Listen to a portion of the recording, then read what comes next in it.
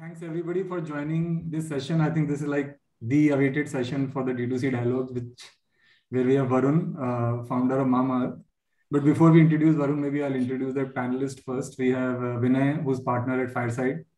He is also somebody very well versed on the brand building in the online brand space. And also my colleague Naman, he's a two-time founder, also part of Stellaris. Yeah, you, Rahul, who has been and involved I am in also the part of super internet Stellaris. story for such a long time with BigBasket and multiple internet brands for when we were still in college. So now you're reminding me of my age. But anyways, He's and I think under his age, by the way, through this whole thing. And I think the attraction for today is Varun, founder of Mamaearth. I don't think he requires any introduction. He is now in 4 years built one of the largest online brand, and I think maybe in duration wise also fastest to hit the milestones he has hit. I'll not steal the thunder here, and maybe in terms of the way we'll do this session, we'll try to maybe ask few questions from three of us, but then leave the floor open. There are lots of questions that audience had already sent, but there's nothing like live interaction. So what we'll request is people raise their hand and go ahead and ask the questions from Varun directly. So Varun, that's okay. Then maybe I'll shoot with the first question. Hey, please go ahead. Right. Whenever I've met Varun, a lot of time I end up asking the same question and again, still not, I think, settled in my head. So maybe Varun, I'll ask it again. What is this? How should one think of this brand framework? And if you put in context of Mamaearth, how every year it has evolved, real life examples always help. So if you can walk us through that journey, that will be very useful. Because to be very frank, for a lot of us, especially engineers, right, this esoteric world of brands sometimes is hard to grapple with. So let me try and ensure that there is minimal faff in the answer that I sort of give, right? And it's as linear as possibly can be from a marketing perspective, right? So I think at its very core level, if you go back, hundreds of years, right, brand or branding, right, as it is defined, right, it started on cows, right, which is where people wanted to differentiate, right, that this herd is mine, and hence it started as a manner of differentiating a commodity from, and providing some kind of a seal which provided ownership. Right? Over time, the idea evolved to a promise of consistency and quality, right? Which is, for example, when you will find Coca-Cola in any part of the world, India, Africa, China, US, right? It's the same taste, right? And the same consistent quality standard, right, on the product that you would get, right? And that is true for almost all global brands, Indian brands, right? At the core of it, it started as a journey of promise of consistency and quality. That is what the brand functionally stood for. And I think a few things that have added on to this, one, in the last couple of decades, with the millennial generation coming in, I would say apart from consistency, quality, the third thing that got added was purpose, right? Which is that, yes, the consistency and quality and functionality is there, right? But why do you exist? And why when I make that choice, right, do I look good or I look different? And what does that choice impact me? Because I'm getting attached to that purpose, right? And I'll probably talk about the purpose framework that we look at later. But that's the one more word got added, right? Which is, why do you, as a brand, right? Why do you exist, right? Why should people remember you apart from the consistency and quality, right? What do they connect with you on, right?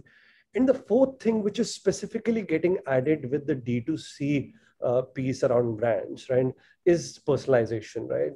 How do you treat me differently? And how do you tailor your messaging, and which is specifically meant for me, right? So that I connect with you better. And when I say you, that's the brand, and from targeting, from content design, from user experience, right? So I think at the core of it, it is these four things, right, which can define a brand, right? And functionally, it is the idea of consistency and quality.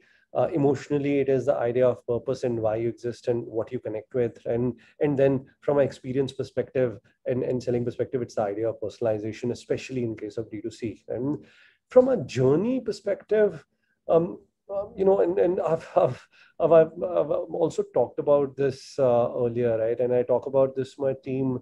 Again, at least I believe there are three phases of brand building, right? I mean, and I will use again an analogy which is very simple to understand, right? Imagine you've gone to a new city, and you've joined, some company, and you're going to this networking event which happens monthly, and you're going there for the first time. And now compare this person and their experience, right, to a brand entering a new market. And now, when you think about this person and they're getting into that networking event, right, what will they do, right? Firstly, they will try, right, and introduce themselves, right, to as many people as possible. And when they'll introduce, right, they will not talk about emotional stuff. They'll not talk about they'll talk about, hi, I am X and I come from Y and I do Z, right? I mean, those are the basics that you will say, but you would try to touch base with as many people as possible, right? You will try and show yourself, right, to as many people as possible, which is the brand phase one. And you're wanting to go out in the market, and you're wanting to say hello to as many consumers as possible and talk about one or two key things, right, of what you're functionally different on, right? What is your consistency and quality promise that you're sort of offering? How are you different from others, right? Those are one or two things that you're just wanting to talk about, right? And you're wanting to do that conversation with a wide group, right? Now comes phase two, right? You've been going to the same event for 6-7 months, right? And you know a few people know you, right? Now you would find yourself, holding a glass of drink and probably having these bonfire conversations with 3, 4, 5, 6 kind of different groups, right? You'll have it for 5-10 minutes in one group, then have it with 5-10 minutes in another group, right? Now that's phase two of brand journey as well, right? Which is where the brand starts talking to the consumer about my role in your life, right?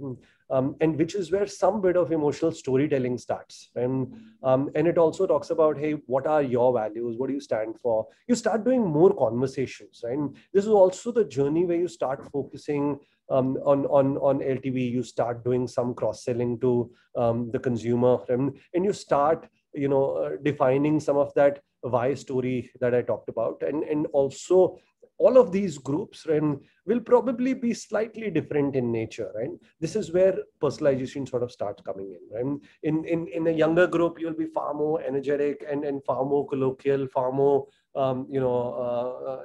while in a senior group in the same networking event, right, you'd come across as far more sort of, knowledgeable, right, and serious, right? It's the same way a brand will approach, right? And to a 30 to 40 cohort, right, it'll talk from logic, from so, and to a 20 to 30 cohort, it'll appeal through design and some of the other sense element which are more zoomed out, right?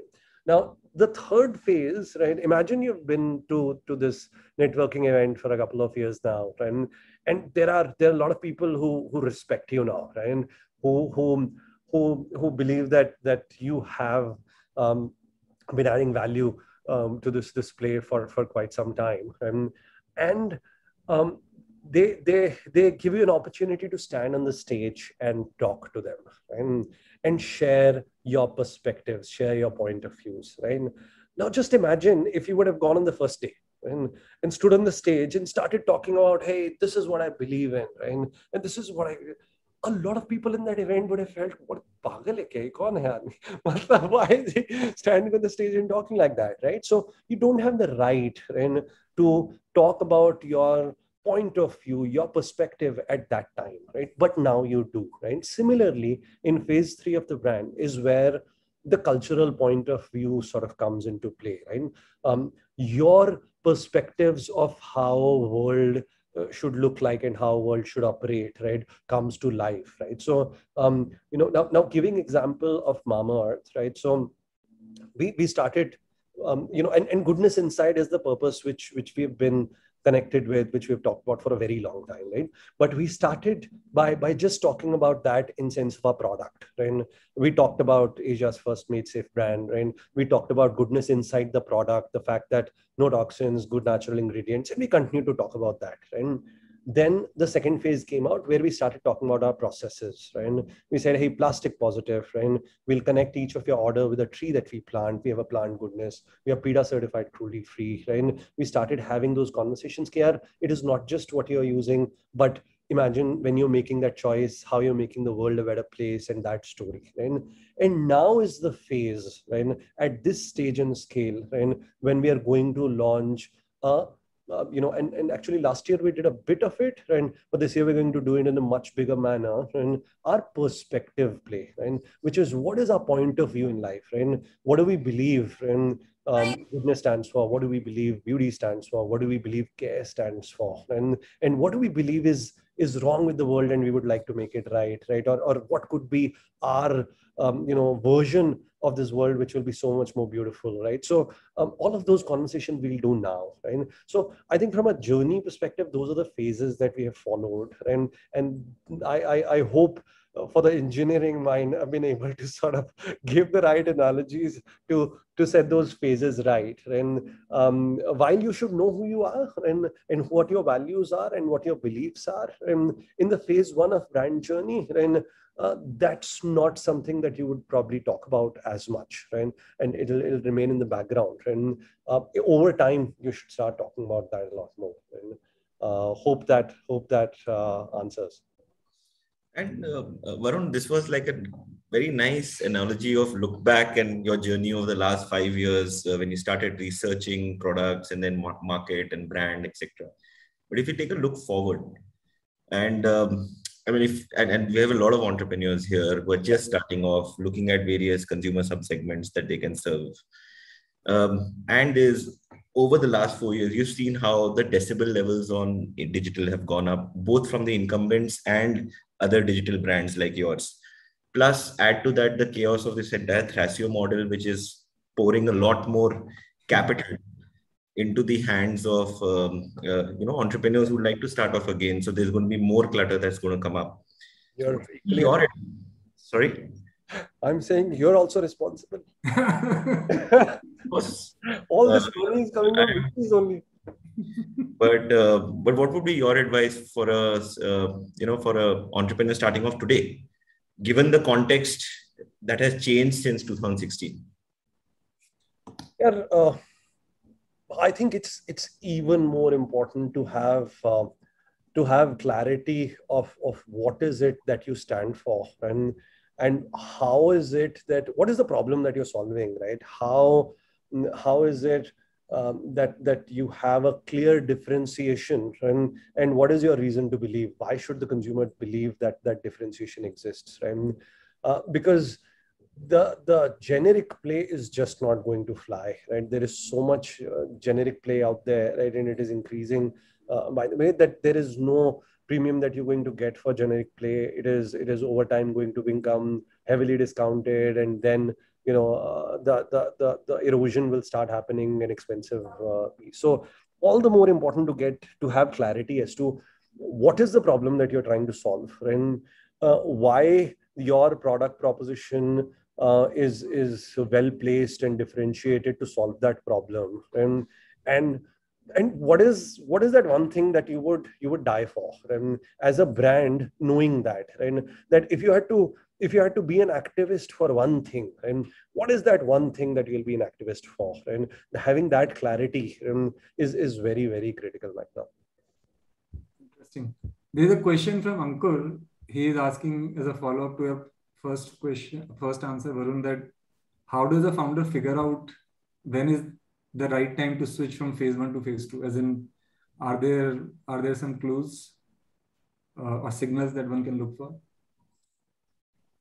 Yeah, so I would, if you wanted me to put it in numbers, I would say the first 100 crores is actually phase one, and phase two doesn't even start heavily, right? You of course need your principles right, your who right, so that when you hit that scale, you can actually start aggressively talking phase two. And but possibly, if we were not to talk in numbers, and then I would say, I don't know how many of you guys do brand tracks, which is measurement of your brand perceptions, right? And the second way to measure is if there are two things that you wanted to stand out on when it comes to your functionality. And now the time when your brand measurement starts telling you, right, that those are the two things that you're clearly standing out on, right, for the consumer in terms of their perception. And that's the time when you can start about, thinking about the third thing, right, which is the process layer, and or the phase two layer. And but from till you are not standing out in your functionalities in the mind of the consumer, or whatever you want to differentiate it on in phase one, then don't move to phase two. You have to continue to grill, and just keep that marketing message with high frequency alive. And another follow-up on the same analogy, Varun, I think, like you talk about what to communicate in phase one versus phase two versus phase three, like functional to emotional to cultural. But are there any good strategies or medium of communications which differentiates across these phases? Like in the beginning you should focus on one kind of execution, and later on you should talk about maybe celebrities, and does that differentiate across phases? So see, media and is a very different question than messaging, right?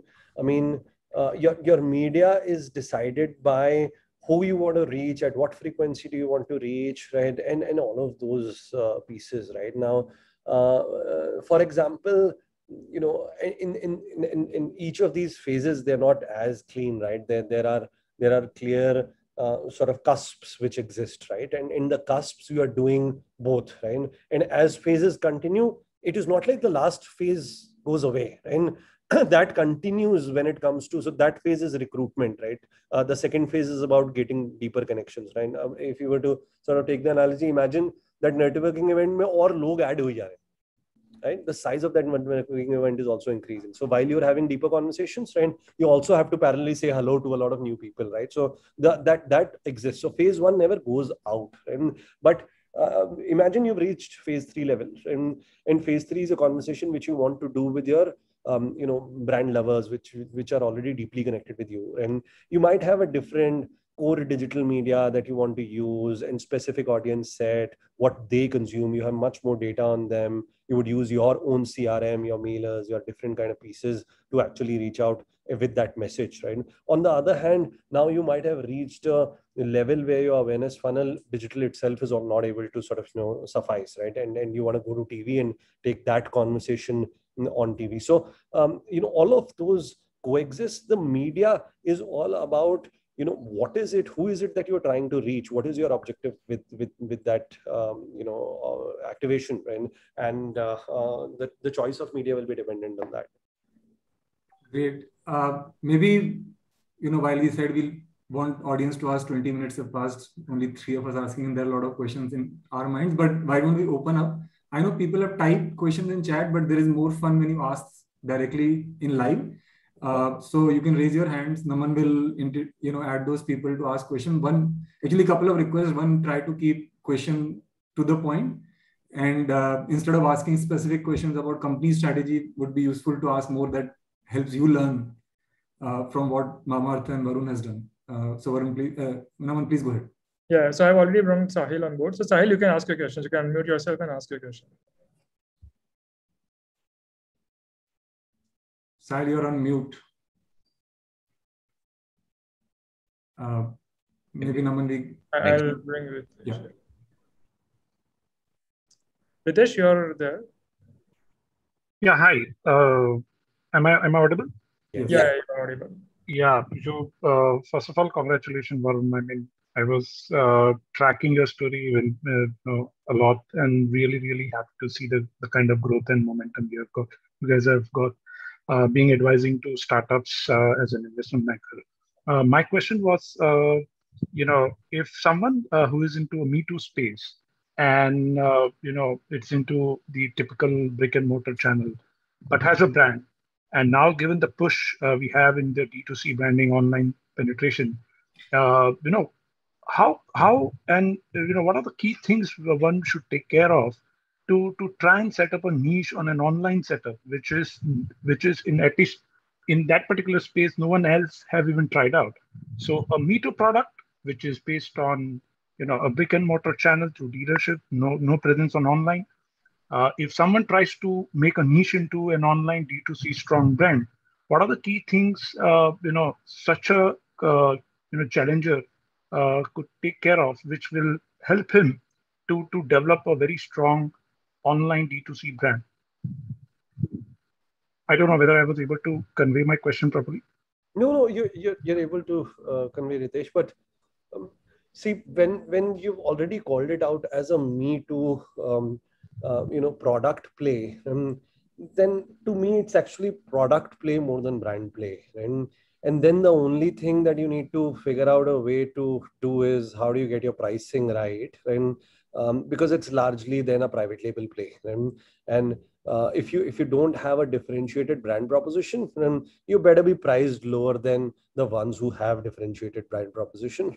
And you need to figure out supply chain efficiencies and all of those pieces, right, to get your price lower. And or you figure out if you can have a differentiation going on the brand side and look at building that going, right? So if you don't have a brand differentiation, then you can't charge a premium, right?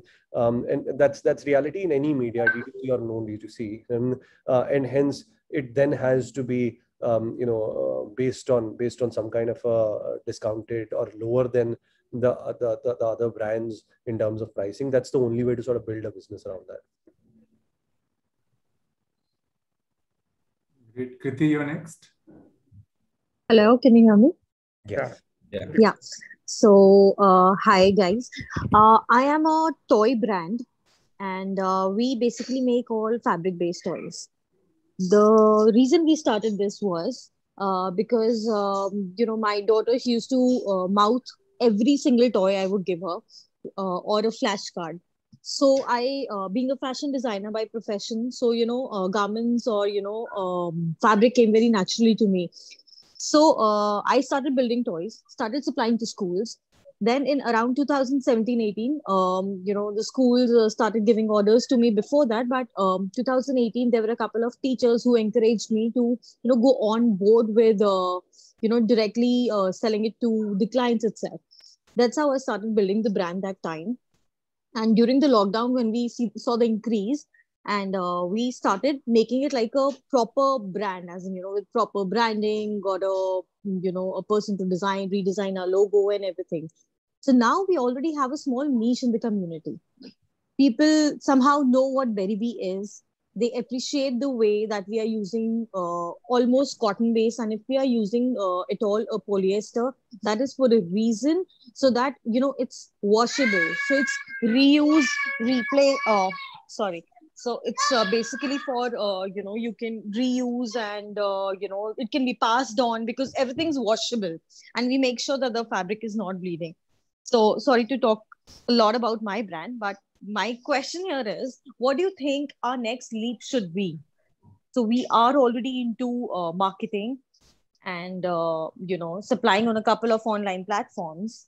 So what do you think our next leap should be? To be honest, I mean, I would be very generic in my recommendations because I have very limited understanding of the business, right? But what I would suggest is just figure out what has worked in the past, and what has sort of month to month gotten you here. What is that story that is spreading, right? Who are these people who are buying, right? And just take what is working and continue to replicate that over and over again till it stops working. And I mean, don't need to think about newer things. Don't need to think about this has worked for X, this has worked for Y, and just figure out what has worked for you and what has worked for you in terms of your story, and what is the story that the teacher is telling to the students or to the parents or to the school, and get that story and get those people to sort of just replicate that. And it is we try to keep finding new, and but it's till your working levers are not fully used and optimized, right? You don't need to figure out new, right? And so I think that's a very broad suggestion that I would give, and for now. Great. Mayank, you're next. If you can keep the question limited to, or the chat limited to the question, that will be very helpful. Hi, Varun. Hey. Hi, Varun. Would you love to understand? Obviously, building a brand, especially the 0 to 1 phase, requires a lot of focus. When you already have a brand that is at this scale, how do you then focus on building a house of brands? Because, how do you just get the focus in place? Get great people on board. I mean, that's how you do it, right? So honestly, at least that's how we're looking at doing it, right? So we're trying to hire the best talent who can come in and manage the core that we've already built, right? Given we love creation as founders and entrepreneurs, right? We want to continue to be involved and help in that 0 to 1 process, right? For which again, we have passionate people who are working on the same, right? But I think getting a team who can run with the core and farm that, and while you can pull out some bandwidth and specifically deeply focus on New Horizons and next 0 to 1 pieces, right? As the founder is what we have at least figured is working for us, right? And hopefully will help us create that house of brands that we want to. If I can ask a follow-up on that before we go to Umar, how much in that example, or in that case, control lies with the founders versus the next level team that you are building? As in, how do you give enough independence but still have enough oversight as you're building house of brands? So again, I think it is when it comes to the core, and you've got to let go, right? You've got to let go a lot, right? Because only then you'll be able to pull out the bandwidth and also do talent to the justice to the talent that you're hiring, right? Because they also need their independent space to run that. And on the other side, if you are that just then depends on your personality, and how involved are you, how much of a control freak as an entrepreneur are you, right? Because basis that is how you should build that team as well, right? I mean, if you're very clear, you will only be able to give up a little, and then don't hire very senior people on the new brand building side, right? Because you will keep stepping on their toes, right? On the other hand, if you think you'll actually be keeping a balanced eye on both, right? And then probably look at it differently in terms of building the team, right? But again, I think to it is to each his own. There is no formula. Got it. Umar, please go ahead. Hey guys, can you hear me? Yes. Yes. Hi. So my name is Umar Akhtar, and we run a brand by name Koski. We are basically into ethnic apparel, wear for women. It's occasion wear brand. And we started off as an offline brand, brick and mortar, because the problem we had was our average basket values were north of 10,000. So we couldn't figure an Indian customer to come online actually and start buying. But pandemic hit us and we had to figure it out, and we did a bunch of experiments. And today we have a reasonably growing online space. We've managed to get to a 6,500 average basket value online, and we've been scaling month on month. I think right now we are at a overall 50 crore revenue offline, online put together, about 30 or 40% coming from online. But I think one of the questions that we are also trying to figure out is, you talked about the 1, 2, and 3 phases. I really love that analogy, by the way, because we've been playing that in Bangalore because we were Bangalore based. So in Bangalore, I think we are somewhere around phase 2, but we just started in Chennai, and now that we have gone online, we see dots coming from across the country. Orders are coming from across the entire country. And we believe, so initially when we started off offline, we used to have 15,000 walk-ins per month across all our stores. Now we have 30,000 people coming to our website on a single day. That's the amount of visibility that we're getting. I think the question I have is, what we are struggling with is, to get to the 100 crore number is great, but how much money do you really spend on marketing to give your message 1, 2, and 3? Because there's always this thing about, you have your performance marketing, you have your brand building, and they are two very different things. And for a startup that is bootstrapped, you need to get money when you do something. You need to get, the revenue coming in. You can't just keep spending money on marketing.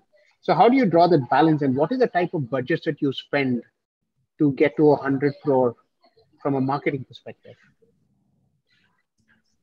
It's, Umar, there is no fixed formula, honestly, right? I mean, category building requires very different kind of budgets. Market share gain requires very different kind of budgets. And your mix of channels, again, decides what kind of budgets you would have. And D2C is right up there.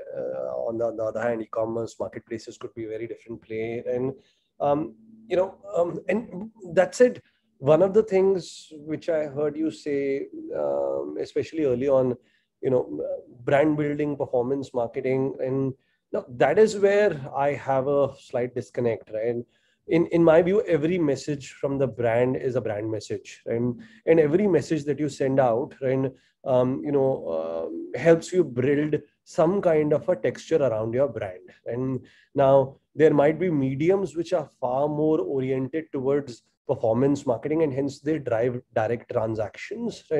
But trust me, that's the biggest brand building that is happening. And every transaction that you drive, and actually is the largest brand building that you do. And so from that perspective, I wouldn't divide all of that. And the media over time and over scale might change. And but even the performance marketing that you do has to be around your KMA, KMB, etc. And hence it is those same things that you have to talk about in there. And hence it's also building a brand that is happening there. And of course you would use other persuasion tactics like, giving a discount to get, conversions up and sense of urgency creation, all of that.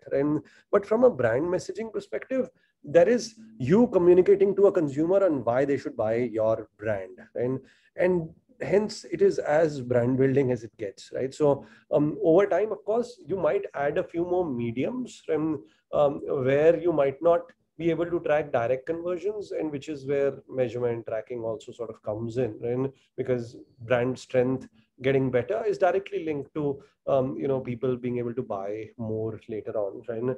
But I don't think you should worry about that differentiation, right? Firstly, optimize and put in your monies into whatever is working and driving sales for you, and parallelly just keep measuring, right? If your consumers, what do they feel the brand stands for? And if they feel the brand stands for the right things, which is what you wanted it to stand for, then great, just double down. And if you think that they're actually thinking that no, this is a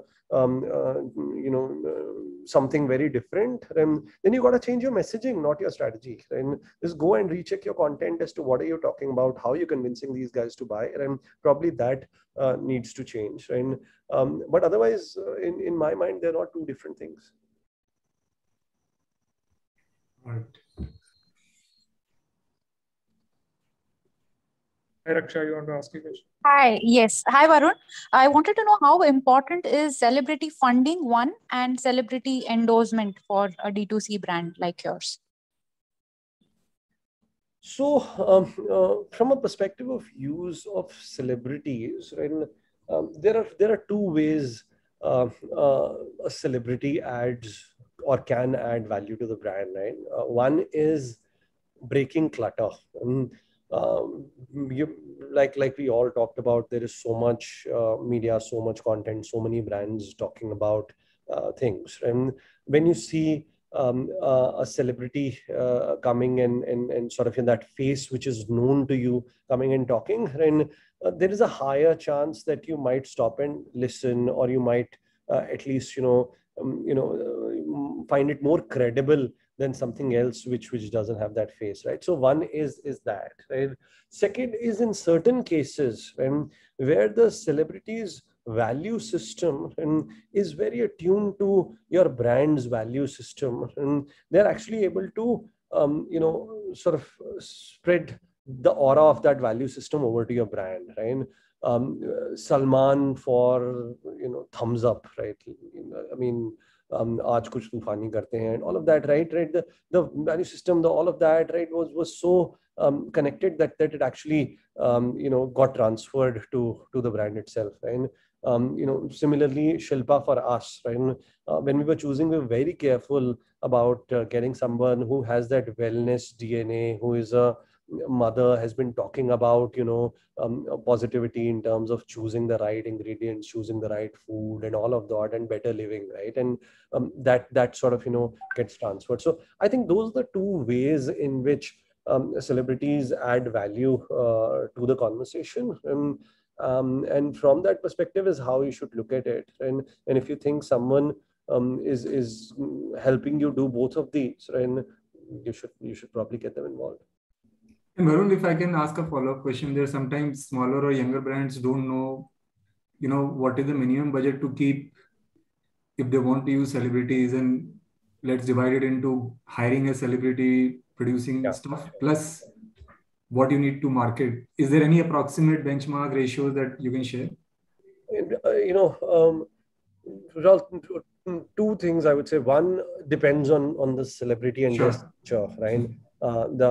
Usually there is a certain annual cost attached, which is linked to the number of days that you're using for the celebrity, right? And that's the asset cost, right? Then there is cost of using the asset, right? When you utilize the day, there is 5 to 10 lakhs that goes in the cost of styling, security, all of the travel, vanity, all of that. And then there is the cost of producing the communication, right? Remember that when you're doing regular content creation, you can do it with any production house, small agencies, etc. Right? Celebrities will come with their list of directors, right? Saying, "Yaar, ye इसी के साथ ही मैं काम कर सकती हूँ, ये कर सकता हूँ," and they would then also filter that out, right? So the cost of production also goes up, and then a general rule of thumb, that I like to keep is cost of production and the media that you have to spend on the production, right? At least has to have a 1:6 ratio, and you need at least 6 times the amount of media to get the that production working, right? So अगर 50 लाख का आपने मिला जुला के सब produce किया, and तो वो you need 3 crores, right? Please don't otherwise go in for such expensive production, right? Because you won't be able to make use of it, right? I'm assuming you're making an ad here, right?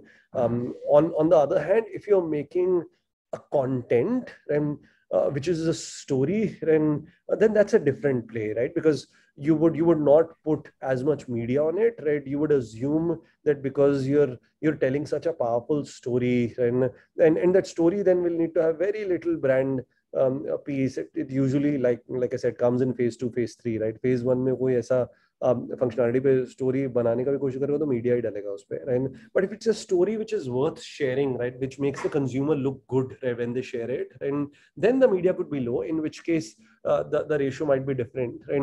But if it's a message which is more around what your brand does, how is it better, why the other person should buy, right, then that ratio of 1:6 needs to be kept in mind. Very helpful. And Varun, just another tag on possibly is, so you have choices early on, and I know that you got celebrity endorsers very early on your brand. So you had the choice of, taking on the celebrity endorser. We had a lot of debates on it. Then there's the choice of producing functional messaging and producing at low cost, and therefore putting more money into media for brand communication.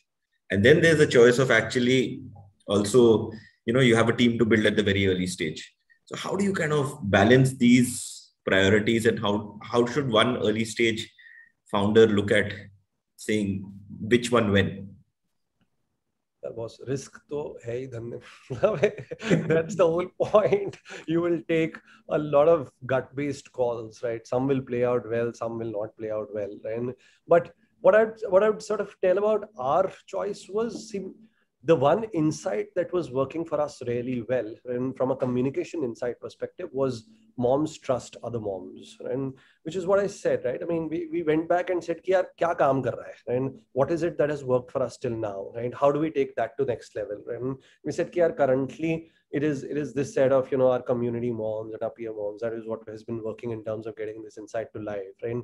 Now, how do you take it to national level? And let's get a national mom who a lot of, you know, other moms would sort of, you know, trust, right? And we just basis that communication insight is where we found that decision to be more valuable some of the other options that we had at that time. And but like I said, यार मतलब वो कुछ और किया होता शायद और better चल गया होता, मुझे नहीं पता, and ये तो करके ही पता चलता है. And I think before we bring in the next next person, there is a question on the Q&A board that I'm going to ask. But can building the brand positioning and building the brand story be outsourced to agencies? So, yes, right, it can be, and agencies can help you craft some of this out, and that's it. You have to be fully involved. Please be prepared, and because finally you started this business because of whatever reason you started it, and that clarity of what is it that you wanted to achieve, and what do you want your brand to stand for, and if someone externally is coming and telling you, and probably you're in the wrong business. मतलब वो चीज, they can craft a story around that vision, right? Around what you want to sort of, you know, this to stand for. They can make it far more creative in terms of the words that they use, right? The frameworks that they use, right?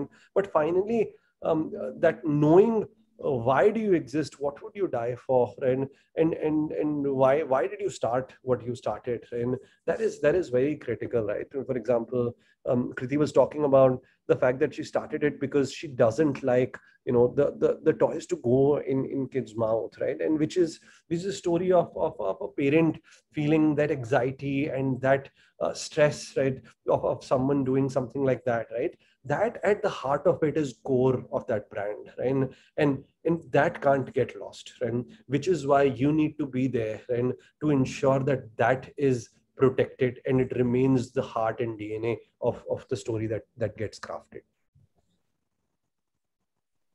Great. Naman? Yeah, hi. Hi, Varun. So I have a simple question. So, I mean, so marketing costs. So basically your cost to serve, say, a certain number of audience.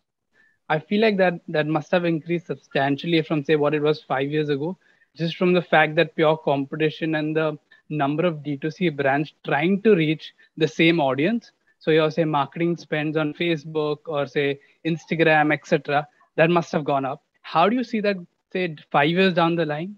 And do you think that can be a challenge for, say, smaller D2C brands coming up? Because the cost to reach that consumer is just going to go up.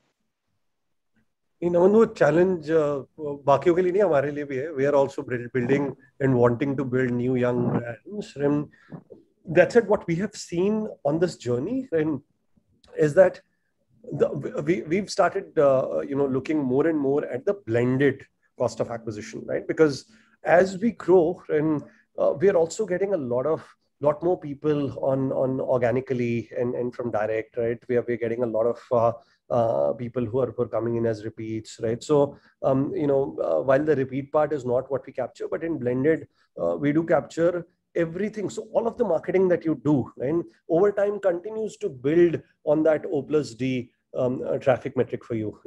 And you know, finally, ideally, if your blended CAC is moving in the right direction, and from a LTV ratio perspective, and you're actually in a good space, right? And we have actually become better and better every year on that ratio. You know, so from that perspective, I think as we go forward, right, that ratio would look even more attractive for us. Jovina? Hi, can you hear me? Yes. Yes. Hi, Varun. Hi. I had a basic question. I've seen Mamaearth begin their journey from a mom's brand or a kid's brand, building products for kids, and then moving into now skincare, hair care, and so on. How does your brand journey change in that case? Do you all focus more on brand persona, or does it change depending on who your buyer is? Because I've seen conversations earlier in mom communities being around, is this product safe for my child? To now being around, I'm facing hair fall issues, is Mama Earth good? So I've seen these two conversations build on mom communities. So just wanted to understand, how does overall your communication change for different buyer personas?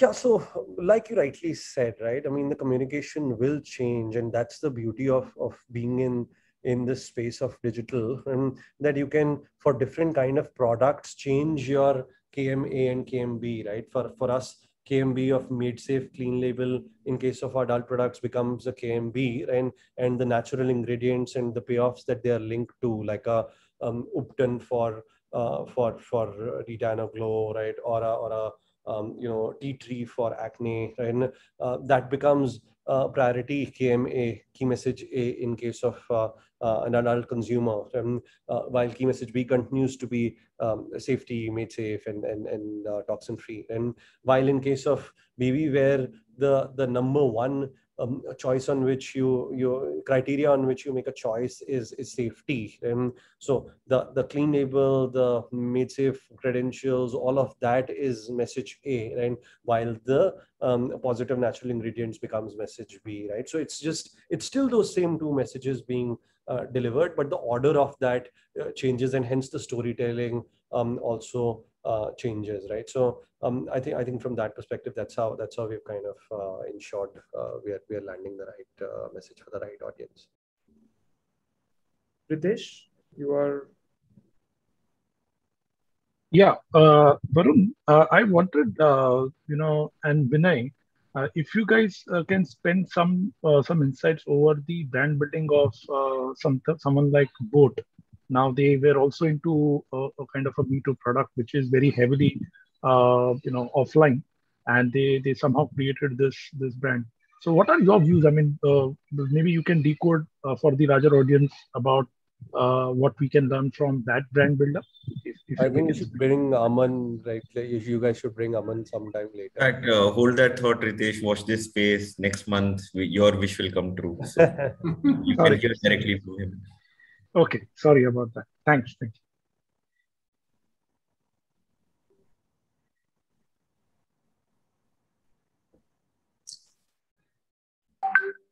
Samrita? Yeah, hey, hi. Hi. So, Varun, my question is, for a D2C brand, how should one think about the distribution channel strategy?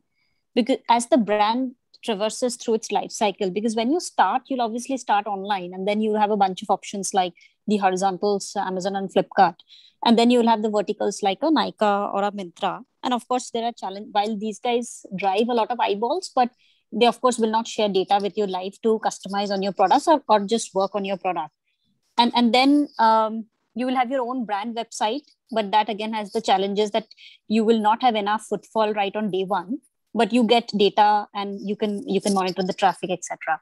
And then there's this omni-channel thing, because you of course have to be present where your customers are present, right? So in terms of sequencing and strategy, how should one think about it for a D2C brand? Yeah, so I'd say I would put the first two in the first phase itself, right? So while yes, you get the impact of data and customization and talking directly to consumers and CRM on D2C, but you get larger traffic, cost of acquisition, and probably slightly better P&L on the platforms, right?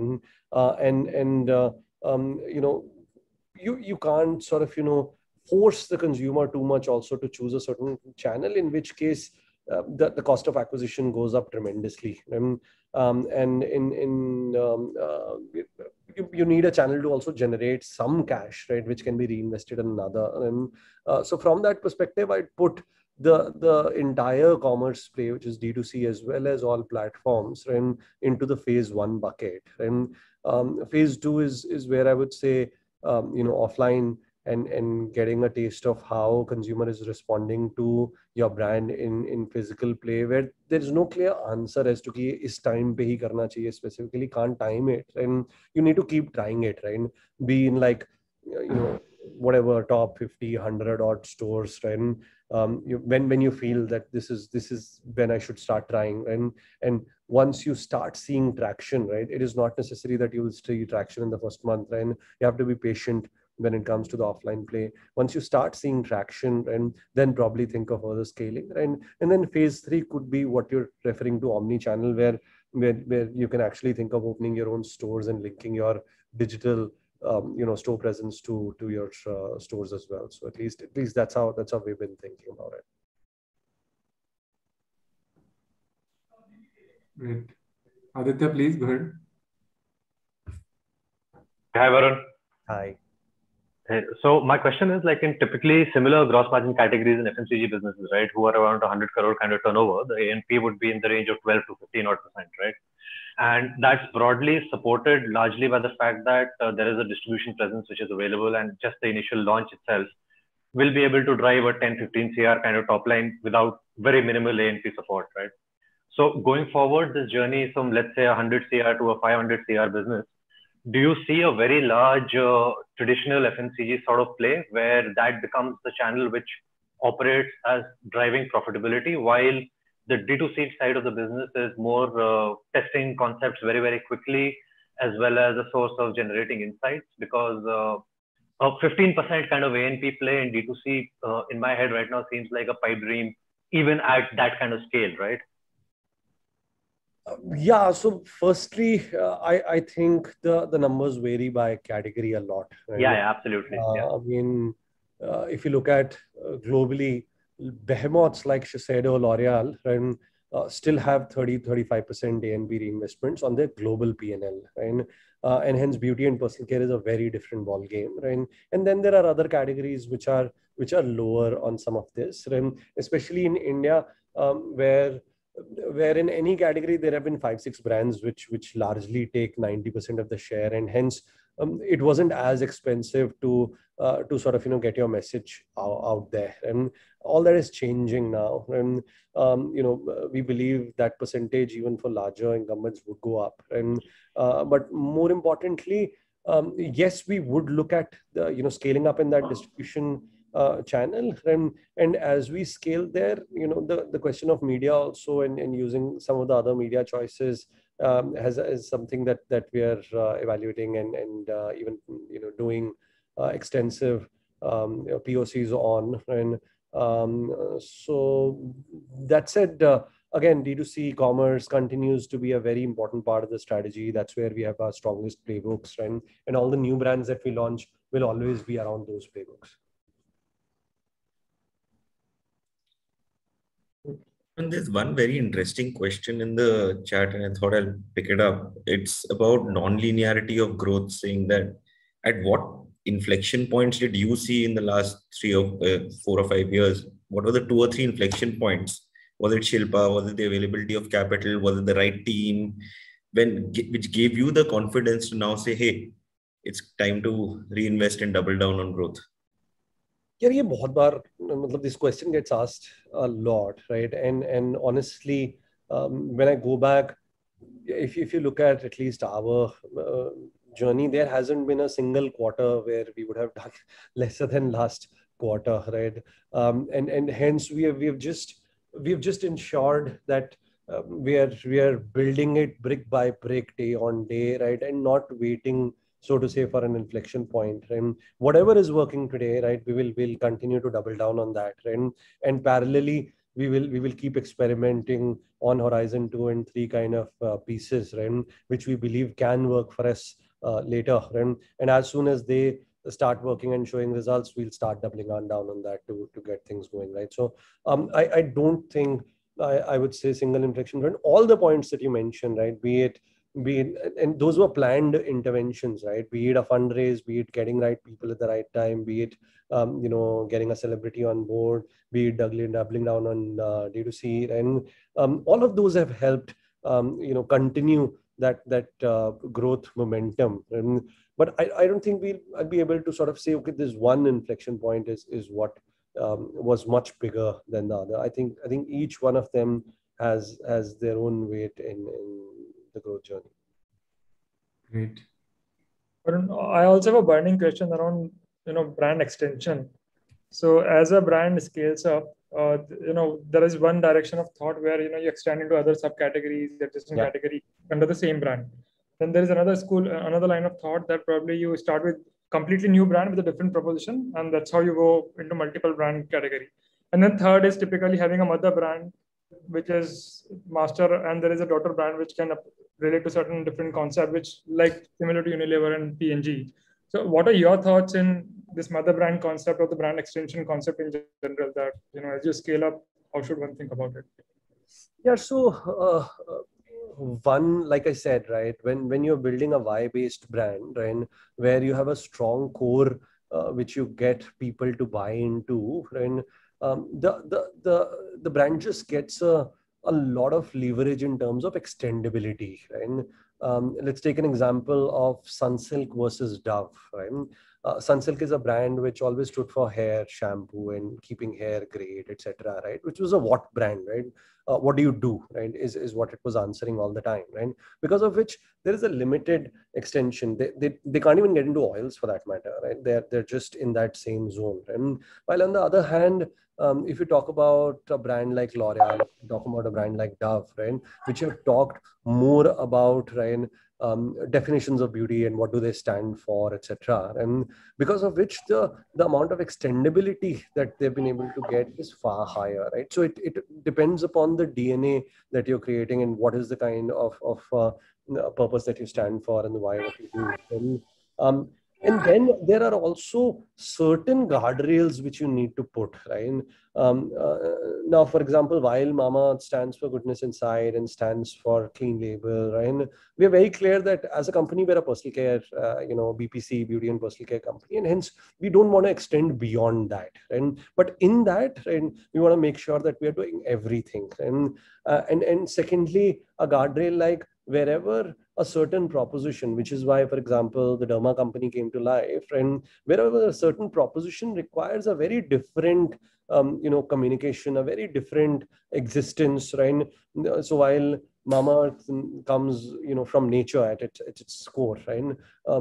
There was a need and clear trend towards people looking for science-based solutions and actives, right, etc., which is where we felt that there is actually a need for a separate conversation, a separate mix, which will look, feel, talk very differently, and hence the need for the Derma company sort of came to be. And the third concept is very rare, which is the master brand concept. And for example, Vivanta by Taj or Gateway by Taj, where the core brand sort of takes its equity extensions. Right? In FMCG, rarely have those kind of extensions succeeded, and it is largely the first two, and which is either you're a Patanjali, Dabur, Himalaya, right, Mamaearth, which with a very extensive category play across different categories, right, or you're a single sharply focused kind of one category, one proposition kind of a brand.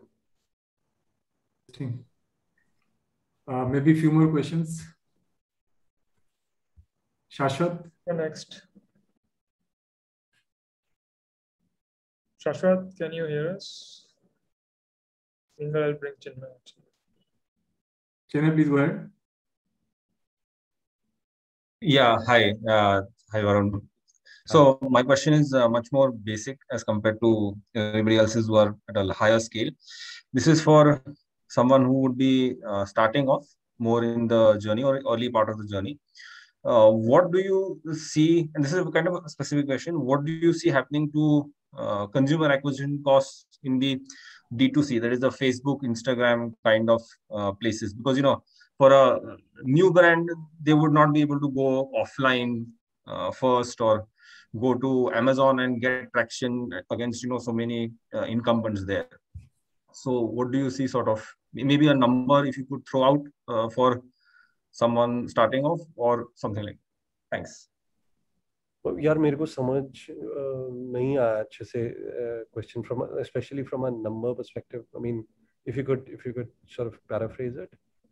So consumer acquisition cost for ads on Facebook, Instagram platforms overall varies by category, heavily varies by category यार. मतलब वो अब depend करता है आपका electronic 3,000 रुपए का product है, आपका 10,000 रुपए का फैशन प्रोडक्ट है, आपका 400 रुपए का ब्यूटी पर्सनल केयर प्रोडक्ट है, right? In all of these cases it will vary extensively. So there is no one number. And what you should try to understand is what is the percentage as percentage of your AOV, and that number is, and what is the frequency with which your product or category would be bought over the next 6 to 12 months, and what is the probability that you'll be able to get this person to buy from you again, right?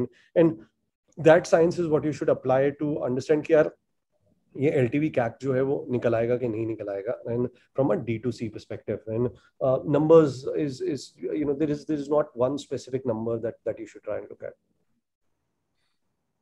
Great. Maybe Mayank. Hey, hi Varun. Hi. Varun, just quickly want to understand, you're almost at unicorn stage now, soon to sort of, I'm sure you'll go even further, but Amazon has this day one culture, how do you sort of retain that at Mamaearth? Because I'm guessing, there's also confidence and probably even overconfidence that sort of kicks in that time. So how do you keep the teams grounded and, still hustling and that sort of startup hunger mentality?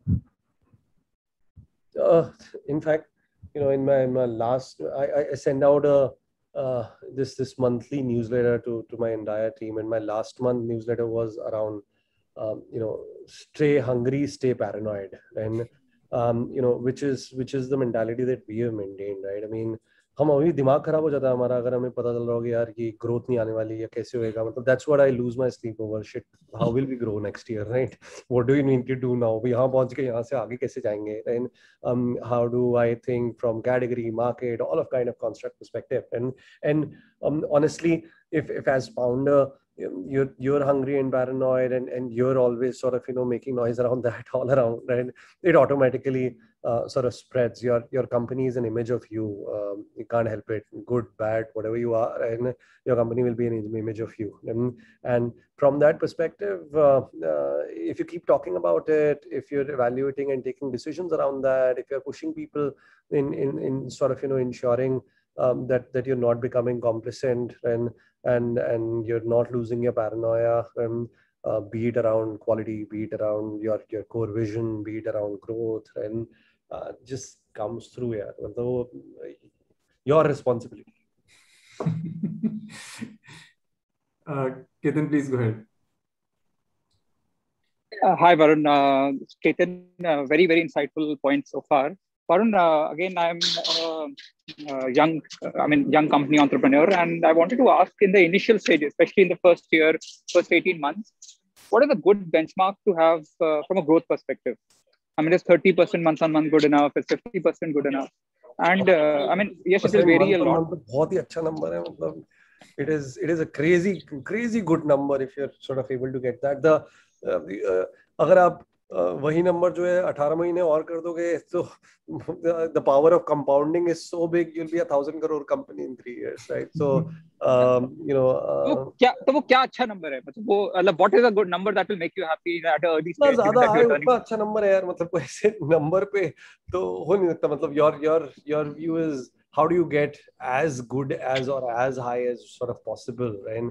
And without sort of breaking some of the guardrails that you've set for your brand, for your company, for your sort of startup, and ensuring that sustainability exists, right? So एक महीना कर लिया फिर 3 महीना नहीं हुआ is not a great strategy. Then a better consistent month-on-month number is much better. And but yeah, I mean, ऐसा कोई नंबर तो मैंने भी कभी रखा नहीं, right? कि यार ये इतना नंबर month-on-month या quarter-on-quarter होता रहे. And but as long as you're growing, as long as whatever you've set out from a consumer metrics perspective, your growth metrics perspective, your levers perspective, which you expected them to deliver, and they continue to deliver, and just keep moving forward. Yeah, if I can add, maybe there's always trade-offs in life, right? So you are going to let go of something when you're trying to grow that fast. So just be aware of those trade-offs. Somewhere or other, something will break. Yeah. Right. So we are towards, I think we are over 5-6 minutes over. So if everybody's okay, we can close with at least one question that I had, Varun. If you were to crystal gaze with these Thrasio models coming up, right? What does it mean for a new age brand founder? And we don't, it is always hard to judge, predict future. But how should a new age founder think about it? Is it good, bad for them? Yeah. So, we should all look at positives, right, all across. I think there is a lot of negative conversation which generally happens, right? And we've already done that. Vinay has captured that competitive intensity and all of those pieces.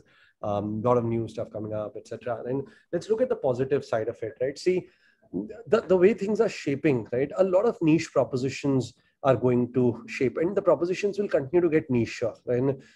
Because this individuality and me realizing I have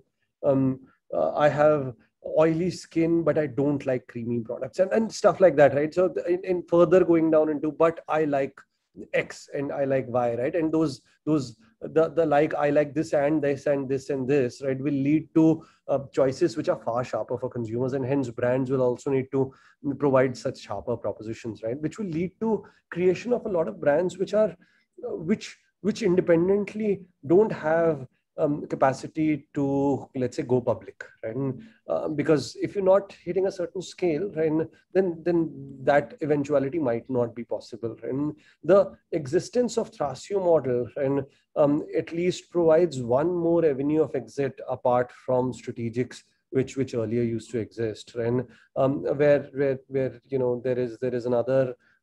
I don't know to call them strategic or as tactical as it gets, but I mean there is another sort of a place where you can find a home for your brand, and as we also evolve as society, I think our previous generation and always was about 40-year long careers and और करना क्या है life में, मतलब type approach, right? And as we are evolving, a lot of people have passions, a lot of people want to do different things, right? And for that, creating something, exiting in 3 to 4 years, right? And doing what you really love to do, yeah. Why would you not sort of do that? I think people are going to open up to that, right? Which is what is happening in the developed markets, right? Which is where the Thrasio kind of models have formed, right? People take exits and then they do what they love here, right? No, sub cheese ka output doesn't need to be very large, right? I mean, a few $1 million is really good money to sort of chase whatever your passions are, and people will start sort of realizing that, probably doing that, and Thrasio would provide that opportunity as well, because again, strategic exits are also very rare, right? Strategics have the build and buy decision. Strategics take time to move, right?